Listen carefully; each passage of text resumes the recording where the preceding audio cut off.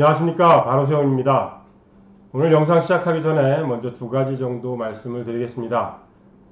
지난주에 말씀드렸던 이호 목사, 이정훈 교수 등이 주관이 돼서 개최한 청소년 캠프 라스트 러너, 그 관련 영상 잠시 보시겠습니다.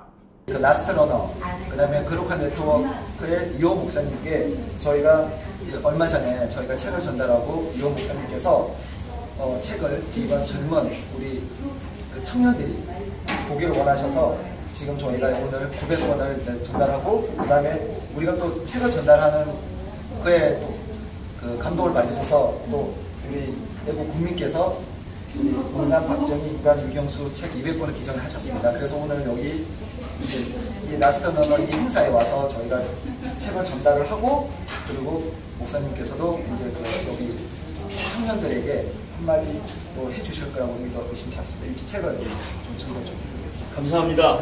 좋은 책을 가지고 또 여기까지 와주셔서 너무 감사드리고요. 이 두 번의 좋은 책, 애국하는 청년들에게 열심히 전달하겠습니다. 감사합니다. 저는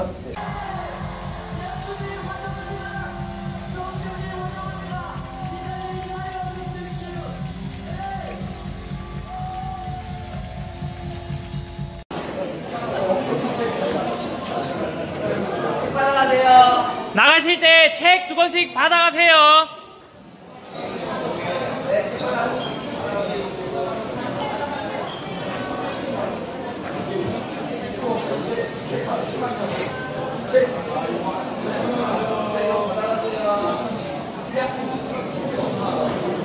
자, 어떻게 보셨습니까? 저는 뿌듯합니다.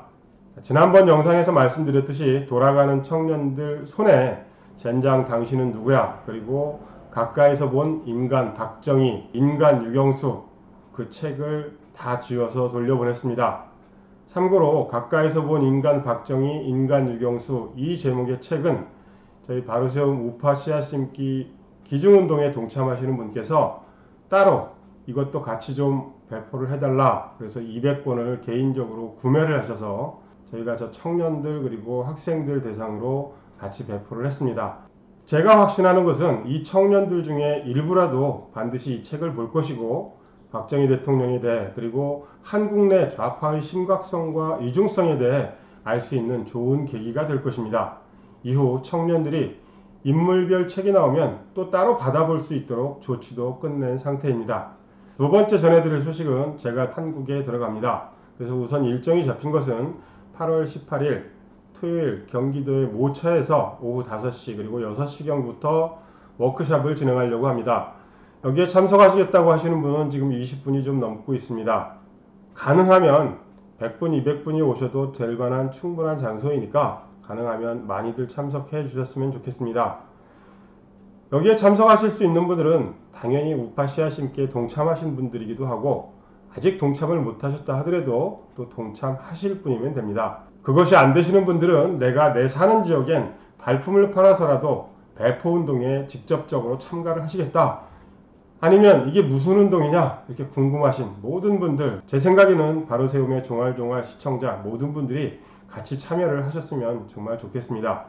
장소에 대해서는 자세하게 제가 지금은 밝힐 수가 없습니다. 아래 나오는 이메일로 연락처와 전화번호 내주시면 제가 개인적으로 한국에 도착해서 연락을 드리도록 하겠습니다. 자, 그럼 오늘 영상 시작하겠습니다. 제가 오늘 영상은 노회찬의 죽음 이후로 계속해서 겹쳐서 떠오르는 것이 노무현의 죽음이었습니다.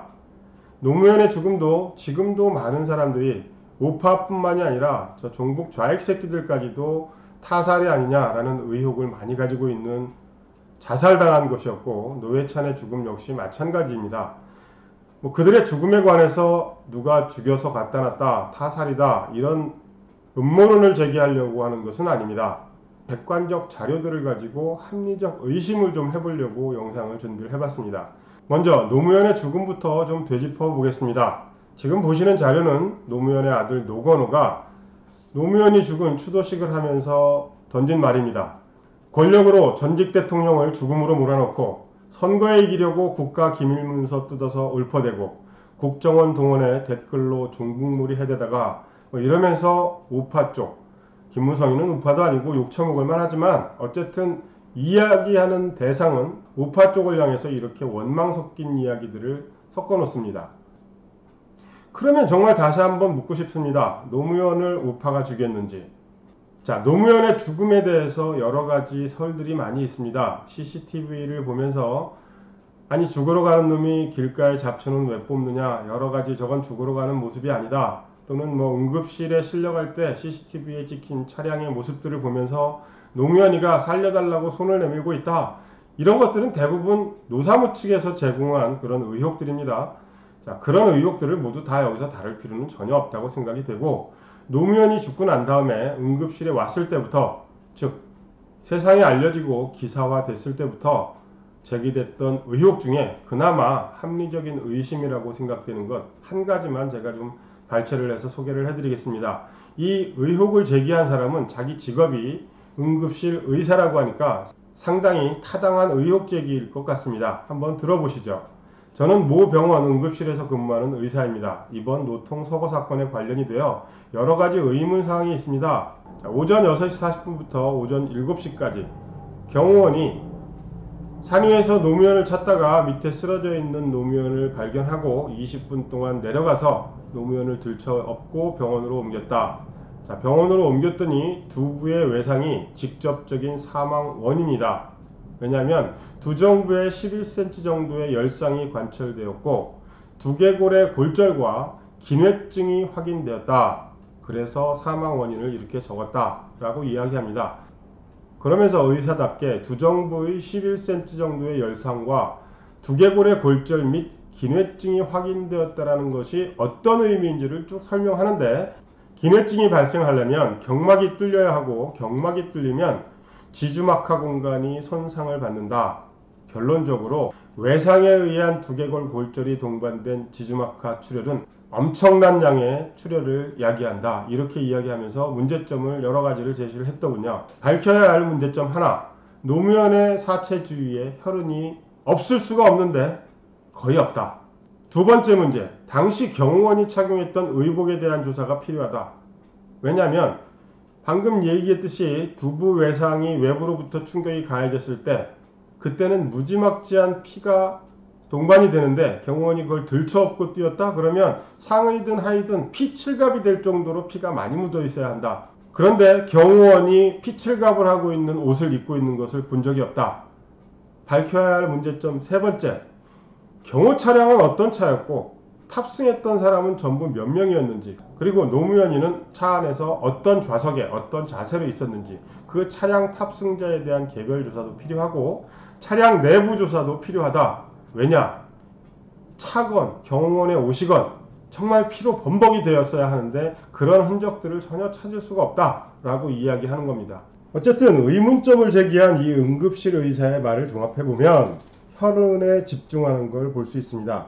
특히 추락한 부위에 혈흔을 찾을 수 없다는 건 말이 안 된다. 하도 이런 의혹들이 많이 제기되니까 자, 노무현도 핏자국이 있다라고 해서 겨우 찾아낸 게 좌측에 있는 한 사진입니다. 그 사진의 크기를 한번 보시죠. 저 핏자국 하나 찾은 게 노무현이 부엉이 바위에서 자살한 그 근거라고 제시한 것입니다.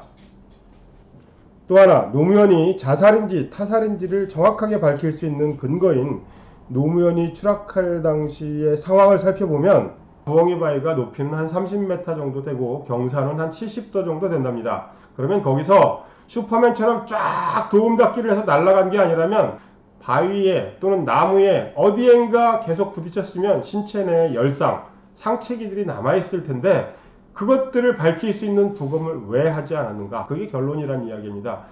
참 이상하죠? 이번에 저희도 많이 궁금해했지 않습니까? 왜 노회찬이는 부검을 하지 않을까? 노무현도 역시 마찬가지였습니다. 어디 부딪혔는지 상체기들이라도 살펴보면 정말 그가 떨어지면서 죽은 건지 아니면 죽은 뒤에 떨어졌는지 정확하게 밝힐 수 있었을 텐데 이 모든 것들을 뒤로하고 그냥 화장을 해버렸습니다.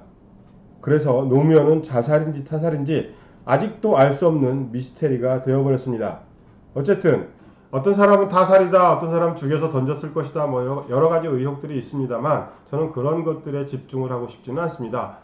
노무현을 누가 실제로 죽이는 CCTV가 공개되거나 내가 노무현을 죽인 게 맞다라고 어떤 자수한 사람들이 그게 믿을 만한 정황들이 나오기 전까지는 그런 거는 별로 의미가 없다고 봅니다. 제가 여기서 집중하는 부분은 노무현이 자살이든 타살이든 죽을 수밖에 없었던 이유가 무엇이냐. 죽은 건 사실 아닙니까? 자, 자살이라고 했더라도 자살 당할 수밖에 없었던 그 이유가 무엇이냐. 여기에 좀 집중을 해서 말씀을 드리겠습니다. 당연히 뇌물에 대한 부분이 먼저 나와야 되겠죠. 그래서 권양숙이 100만 불, 그 당시에 한 13억 정도 되는 돈을 박연차로부터 받습니다.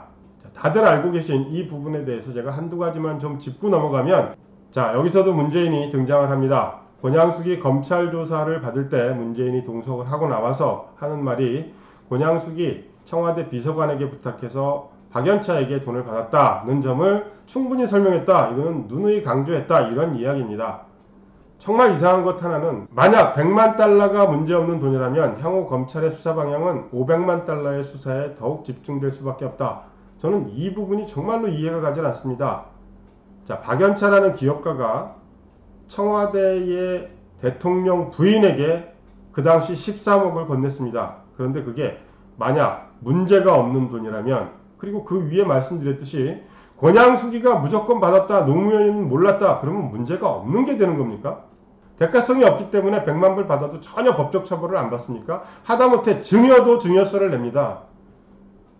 증여세를 내지 않고 신고하지 않았다면 이건 탈세범으로라도 기소를 해야 되는 거 아닙니까? 이게 어떻게 문제가 없는 돈이라고 치부를 하고 넘어갑니까? 이게 언론입니까?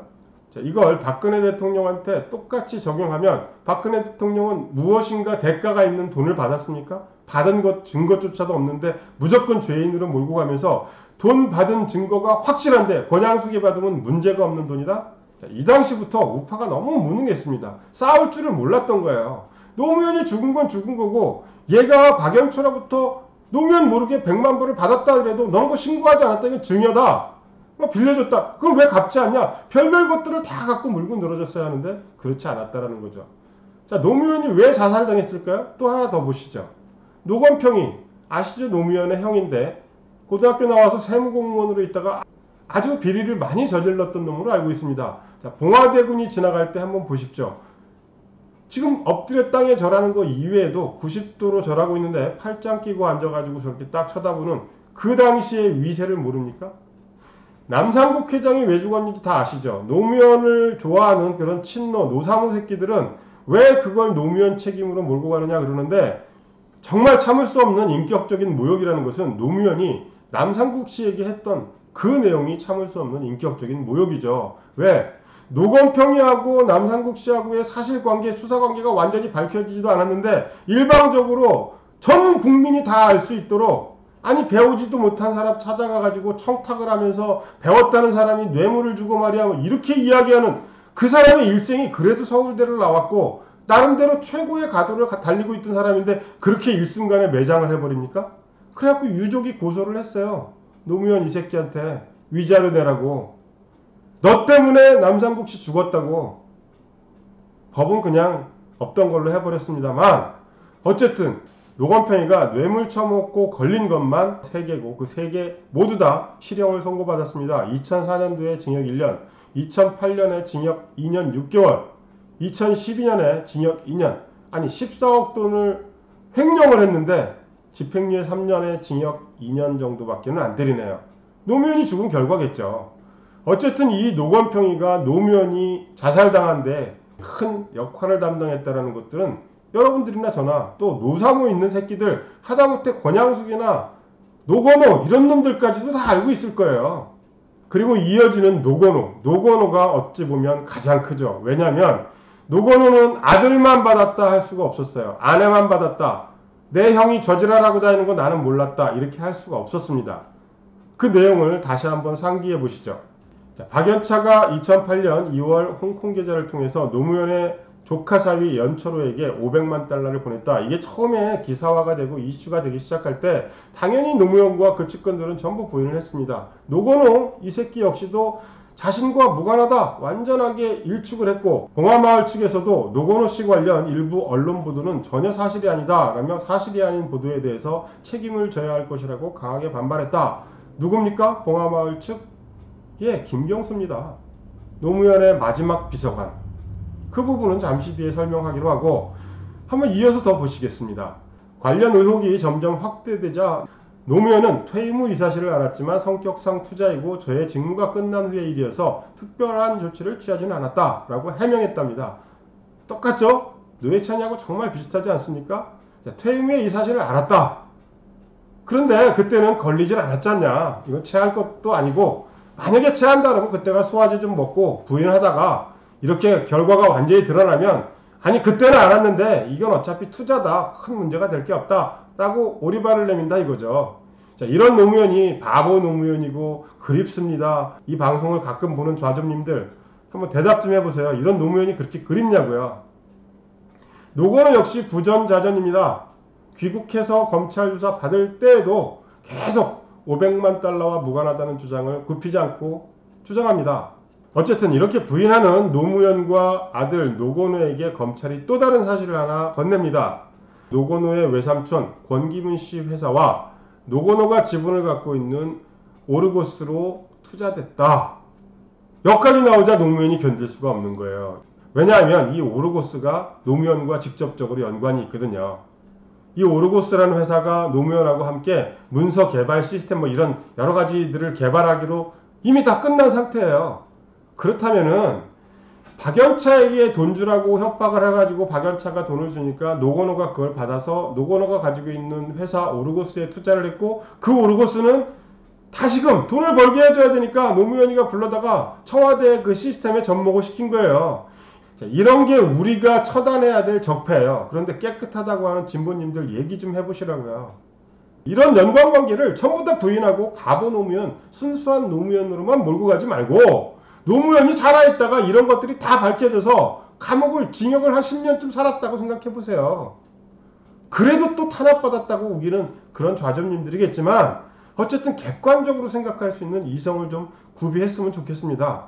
자, 이어서 보시면 그렇게 계속 긋고 부인을 하다가 완전한 계좌와 돈의 종착지가 딱 나타나자 노건호가 시인을 한 겁니다. 그래 맞아 사실은 이렇게 투자했는데 그냥 이거 투자야.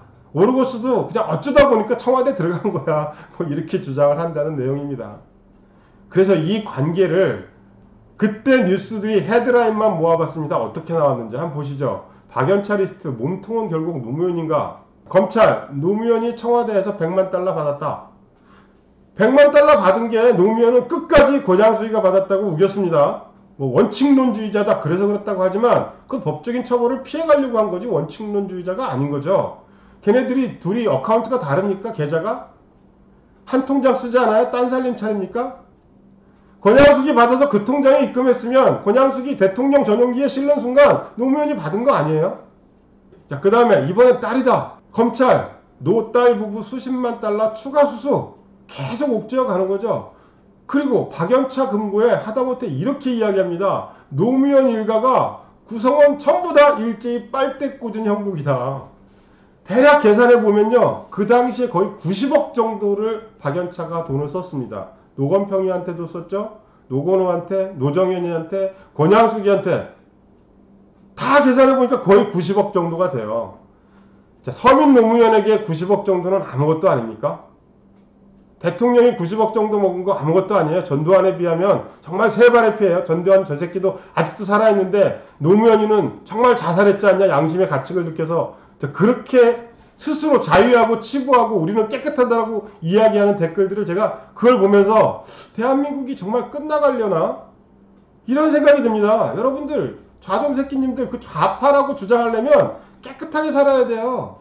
맨날 혁명가 체 개발아 좋다 막 이렇게 평전 그런 거 읽고 다니지 마시고 삶을 그 사람처럼 체 개발아처럼 좀 가난하게 살고 혁명적으로 살으세요. 사는 건 저 아프리카의 이디아민처럼 그렇게 살지 말고 그 좌파의 이중성 때문에 이런 방송들을 하게 되는 거 아닙니까? 박연차가 노무현 일가에 건넨 금품들 한번 보세요. 피해제 뭐 1억짜리 얼마 안 되니까 논두렁에 버렸던 어디다 처분을 냈든 상관없습니다. 100만 달러 노정현이 노건호 500만 불 박연차가 천사입니까? 그냥 원하면 다 돈 주는 그런 천사예요? 당연히 대가성이 있습니다. 왜? 박연차를 데리고 노무현이가 베트남에 가서 베트남 당시 최고 책임자에게 박연찬 내 친구다. 이 얘기는 뭐냐면 얘가 일하는 거 다 밀어줘라 그 얘기 아닙니까? 박연차가 베트남 대통령한테는 돈 안 줬겠습니까? 아니 상관없습니다. 외국 가가지고 외국의 돈을 끌어오는 거니까 뭐 괜찮다고 치시죠. 그런데 어쨌든 그 당시에 화전 수술을 하지 않습니까? 그 수술에 대한 대가라는 건 정말 무슨 관심법을 통하지 않고 너네끼리는 경제공동체다 이런 어려운 단어를 꺼내지 않고도 누구나 다 알 수 있는 거잖아요. 대가성이 있는 뇌물을 받은 게 노무현이고 노건호고 노정현이고 노건평이고 권양숙이다 이거예요. 자, 그 이외에 노무현의 직계 가족뿐만이 아니라 아주 친했던 동창들까지 시작해서 전부 구속됐던 놈들 최소한으로 뽑아놓은 자료가 요겁니다. 나중에 주위에 보면 권력형 비리 뭐 이런 것까지 뻗쳐나갈 때 연결함이 그 새끼까지 다 연결되어 있는 거 그건 제가 책에다 쓰겠습니다. 다 기록을 해놔야 되니까요. 이런 노무현이 사람 사는 세상의 대표입니까? 지금 그 바톤을 문재인이 이어받아가지고 굉장한 뻘짓을 하고 있죠. 그건 나중에 다루기로 하고 제 생각에는 노무현이 이런 여러가지 자살당할 수밖에 없는 외부 요건, 내부 요건이 여러가지가 있었음에도 불구하고 노무현이는 절대 자살할 놈이 아니라고 저는 생각합니다. 말씀드렸듯이 양심의 가책이 있었다 그러면 퇴임 후라도 노건호가 돈 받은 거 투자한 거 알고 오르고스가 자기가 그렇게 모르고 불렀다는 거 알고 그때 죽었어야 돼요. 검찰 수사가 옥죄 오기 전에. 그러면 나도 청렴한 대통령이라고 인정해 준다니까요. 다른 거 한번 보죠.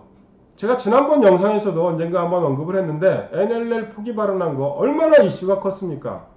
NLL까지 가다 보니까 나중에 대화록, 그 대화록이 폐기가 됐느냐 폐기되지 않았느냐 이런 사실들이 대통령 문서로 남아있었느냐 아니면 국가기록원에 이관이 됐느냐. 자, 거기에 김정일에게 심심할 때 읽어보세요 라고 던져준 보고서 거기다가 청와대 서버 이지원 시스템 다 가지고 갔죠. 아니 세상에 어떤 대통령이라는 새끼가 자기가 근무하던 선출직 아닙니까? 선출돼서 선출 임기가 끝나고 나면 거기 있던 그 자리에 다 놓고 나와야죠. 이관할 건 이관하고 넘겨줄 건 넘겨놓고 들어갈 때 맨손으로 들어갔으니까 나갈 때 맨손으로 나와야지. 거기에 있는 모든 청와대 서버를 자기 봉화마을의 개인 지하로 가져다가 설치하는 새끼가 간첩이 아니고 무엇입니까? 자, 그 이외에 전자정부 설계도 정말 수도 없이 많이 있습니다. 이런 여러가지 의혹들, 북한과의 연계 문제, 그리고 자기 가족 단 한 명도 예외 없이 전부 감옥 가게 생겨있는 그 문제, 이 문제를 가지고 죽은 거지. 맨 처음 영상에서 제가 말씀드렸듯이 노건호가 죽음으로 우파가 몰아넣었다 이런 식으로 얘기하는 이런 새끼는 정말 대한민국에 살지 못하게 해야 됩니다. 저런 새끼를 추앙하고 우리의 노짱, 우리의 노건호, 우리의 권양숙 이지랄하고 있는 게 대한민국의 현실이라고요. 자, 여기까지 노무현이가 자살당할 수밖에 없는 외부적인 내부적인 요인을 한번 살펴봤고요. 노회찬이를 이제 한번 살펴보죠. 그래서 제가 노회찬 자료를 쭉 한번 훑어보려고 구글링을 해보니까 노회찬 투신 타살 의혹 그랬더니 뭐 쭉 기사가 뜹니다. 근데 똑같습니다. 주장이 근거 없다. 주장의 근거. 이거는 뭐 우파 쪽 언론이나 좌점찌라시 쪽이나 다 똑같네요. 연합뉴스까지 타살 근거 없다. 하다못해 이렇게 이야기합니다. 보도윤리에 어긋난답니다. 이 죽은 자 고인한테 자살한 사람인데 타살 의혹을 제기한다고. 아니 박근혜 대통령의 의혹은 1000가지 만가지가 넘게 제시한 게 지네 언론인데 이제 와서 보도윤리를 얘네 보도윤리의 기준이 어딘지 정말 모르겠습니다만 어쨌든 경찰이 나서서 유언비어 타살 의혹 주장하면 법적으로 처벌하겠다. 아가리 닥쳐라. 이런 말을 하라고 계속 압박성 기사를 엄청나게 쏟아내놨더라고요. 노회찬이 죽었을 때 경비원이 쿵 하는 소리를 들었다. 그리고 와서 보니까 누군가 죽어 있었다. 119에 전화를 하니까 맥을 한번 짚어보라 그랬다. 그 사이가 1분, 2분이 채 안 됐다. 그런데 맥은 전혀 뛰지 않았다. 의사들이 여기서 많은 의혹을 제기하지 않습니까? 머리가 깨져서 다 진문계져도 1, 2분 만에 맥박이 완전히 멈출 수는 없다. 자, 이어보시는 사진이 노회찬이가 뛰어내렸다고 하는 그 아파트의 17층, 18층 사이입니다. 이 사이에 1.6m의 창문을 올라가서 여기서 점프를 하지 않으면 6m에서 8m 이후까지 떨어질 수가 없다. 이런 이야기를 합니다. 이 노씨들은 날개가 있는 천사들인가 봐요. 노무현이도 멀리 떨어져 죽었죠. 왜? 바위에 부딪힌 흔적이 없으니까. 그리고 노회찬이도 한 8m 정도를 날아가서 떨어졌습니다. 저기서 어떻게 점프를 하겠습니까? 쭈그리고 앉았다가 자살을 어떻게 그렇게 하는 사람이 어디 있습니까? 번지 점프할 때도 벌벌 떠는 게 사람의 심리인데. 자, 그리고 무엇보다도 아까 처음에 말씀드렸던 혈흔, 낙검수인가요? 거기 영상에서 이걸 찍었다고 특종이라고 올려서 제가 캡처를 해왔습니다. 바닥이 너무 깨끗합니다. 핏자국? 그냥 물자국밖에 없어요. 보통 지금 보시는 사진이 고층에서 투신 자살했을 때 나타나는 핏자국의 현상들입니다. 이 사진은 장국영 아시죠? 홍콩 영화배우가 호텔에서 투신했을 때 그때 기자가 찍은 사진입니다. 얼마나 다릅니까? 위에 두 사진하고. 이 정도는 흔적이 있어야 타살 의혹이 없는 거죠. 여기까지가 노회찬 부분인데 결론적으로 말씀드리면 이 두 미스테리한 죽음의 연결고리가 딱 한 명이에요. 김경수. 김경수는 알려진 바와 같이 노무현의 마지막 비서관입니다. 뭐 연설 전문 비서관도 있고 다른 비서관 행정관도 있고 뭐 여러 가지를 다 거치다가 마지막에 봉화마을을 내려가서 봉화마을 사업단장을 했어요. 농사도 짓는다 그러고 별짓 제일 측근에서 노무현을 마지막까지 지켰던 애예요. 근데 왜 얘에 대해서는 의구심을 전혀 갖지 않죠? 무엇보다도 김경수가 문재인한테 가장 먼저 노무현의 죽음을 알린 자입니다. 그거는 김경수가 이야기한 것도 아니에요. 운명이라는 책에 제일 먼저 자기한테 연락을 해왔다. 자고 있는 나를 깨웠다. 권양숙한테 연락한 것도 아닙니다. 제일 먼저 죽으면 부인한테 연락해야 되는 거 아니에요? 권양숙이는 그날 아침 9시 반이 넘어서 병원에 왔어요. 아니 노무현이 남편이 죽었는데 대통령이고 나발이고 자시고 남편이 죽었는데 제일 먼저 알려야 될 게 부인 아니냐고요. 근데 왜 김경수는 노무현한테 제일 먼저 알렸고 노무현이 오자마자 일사천리로 모든 게 해결되잖아요. 컴퓨터에서 쓰다 마는 유서가 발견됐고 유서 저장 시간은 떨어져 죽었다는 시간보다 더 뒤늦게 저장이 됐어요. 그런 의혹들 다 둘째 치더라도 김경수가 연결고리입니다.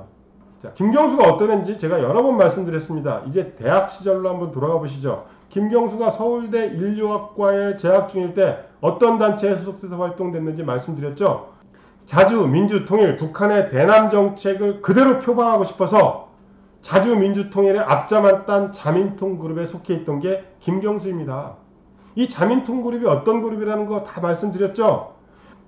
전대협을 배후 조종하던 이 반미청년회를 뒤를 이어서 바통을 이어받은 주사파 핵심 그룹이 자주민주통일인데 거기에 김경수가 속해 있었다고요. 얘네들은 절대 변하지 않습니다. 혁명을 위해서라면 무엇이라든지 할 수 있는 애들이에요. 그런데 하필 자민통의 김경수가 노무현의 마지막 비서관이냐고요. 자, 노회찬하고는 어떻게 연결됐는지 아시죠? 드루킹이 있습니다. 처음에 다 김경수는 무조건 부인을 했어요. 그땐 노회찬이 이름이 크게 거론되지도 않았었습니다. 김경수는 무조건 부인했어요. 드루킹 얘네들이 자기네한테 접근해오는 일종의 팬일 뿐이지 그 이상도 이하도 대가성이나 주고받은 것도 없다. 그렇게 무마되는 듯 했습니다. 자, 그러다가 특검이 시작돼서 여러 가지 새로운 정황들이 또 드러났지 않습니까? 그래서 김경수에 대한 압수수색 영장을 신청했을 때 관계가 없다. 법원에서 딱 거절했었죠. 하루 지나서 다시 신청을 했습니다. 압수수색 영장을. 그랬더니 발부가 됐어요. 그 내용 중에서 어떤 게 되어 있었냐면 이전까지는 드루킹 측에서 뭐 오사카 총영사가 어쩌고 저쩌고 협박을 했었다라는 그쪽 이야기를 전면 부인해왔던 김경수. 그러나 뒤에 여러 가지 자료들, 걔네들 USB나 새로운 근거들을 넘겨준 걸 보니까 김경수 측에서 먼저 했더라. 그래서 신분도 참고인이 아닌 피의자로 전환을 해버렸습니다. 이미 특검 쪽에서. 완전히 옥죄어 오는 상태예요. 노회찬이 죽던 안 죽던 그건 이미 예정된 사실이었습니다. 그래서 노회찬의 죽음으로 좀 덮어가려고 했었죠. 근데 덮어지지가 않는 거예요. 저는 지금의 이 허특검 쪽이 100% 믿는다 안 믿는다의 문제가 아니라 드루킹이라는 애가 살기 위해서 지금 발버둥 치고 있는 걸로 보여요.